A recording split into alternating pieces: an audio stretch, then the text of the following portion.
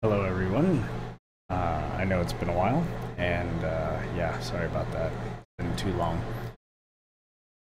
So, first and foremost, while the video is running and I'm not talking, it's very quiet. There's no noise at all. But when I do talk, you hear this humming noise along with my voice. My voice is louder than the humming, so I think we're okay. I will be fixing that soon. Currently there is a fan above me that is just extremely loud and obnoxious, but I'm going to be tearing that out and putting in a quiet one very soon, probably this week. But until then, whatever, deal with it. Also, I clear my throat. I cough. Those are backwards, I don't care. I also sometimes clear my nasal passage like this, right? Whatever. I had some surgery of some sort and whatever, I don't care. I also say right? I don't care. You guys have your quirks, I have mine. I don't care, so you don't need to either. Yeah. About that. Anyways, I also take pauses because sometimes I'm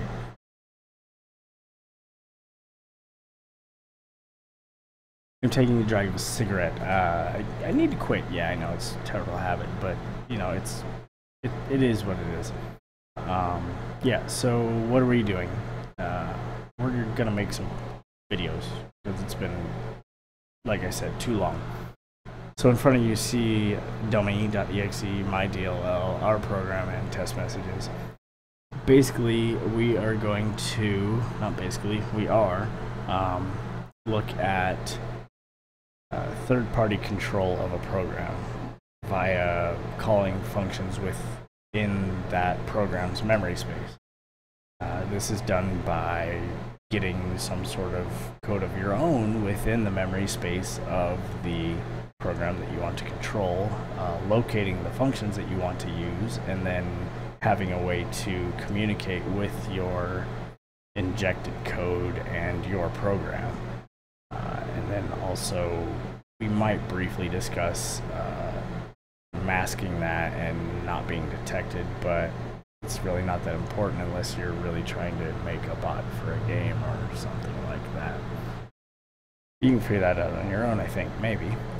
We'll see. We'll see how far we go. But today is just to let you know what is to come. We have a dummy program, and it just says, I'm some dummy program, call my functions, and then it loops, and it will say, I'm waiting. It's kind of rude, but whatever.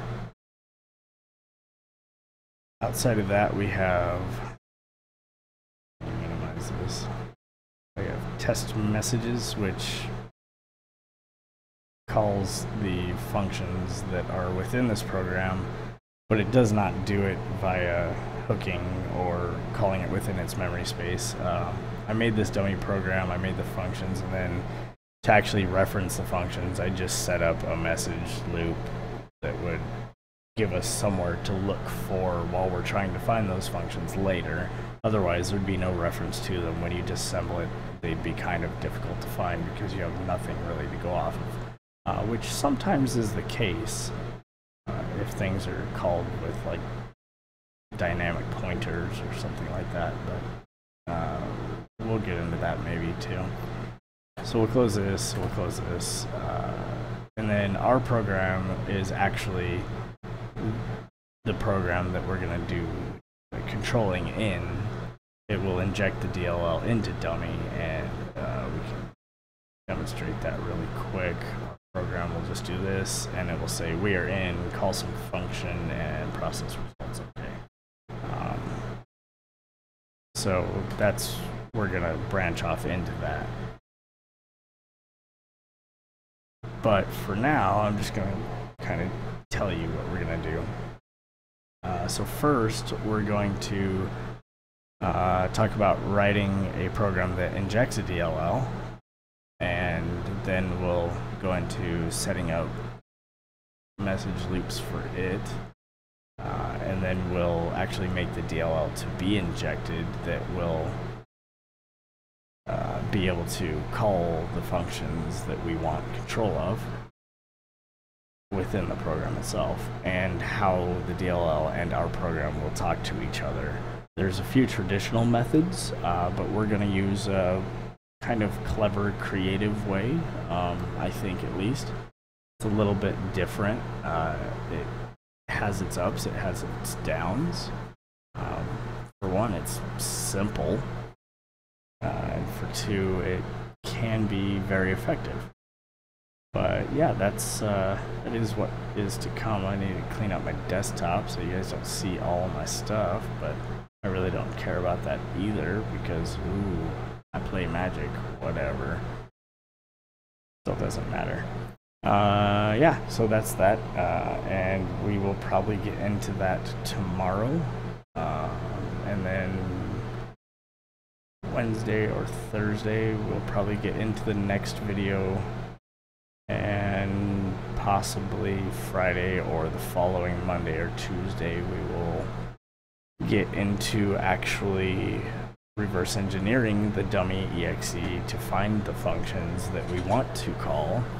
And about that, leave a comment if you would rather see the disassembly and the finding of those functions using OllyDebug or with IdaPro, or both. We can definitely do both. There's advantages for both of them, and there's disadvantages for both of them. IDA is very powerful, and especially if you have the decompiler plugin, it's probably the only decompiler that yields useful information. So yeah, I'm going to keep this video relatively short. Looks like we're going to hit the 7-minute mark, and yeah, so rate, subscribe, do that thumbs up thing, tell me about your friends. Maybe I'll get a Facebook or something you guys can follow, and we can chat about stuff on there. Maybe I'll start a forum if I ever get time to actually code one. I don't know. Like I said, I cleared my throat. But yeah, as always, thanks for watching, and thanks for your continued support and sticking by me, even though I have not uploaded a steady stream of videos in over a year.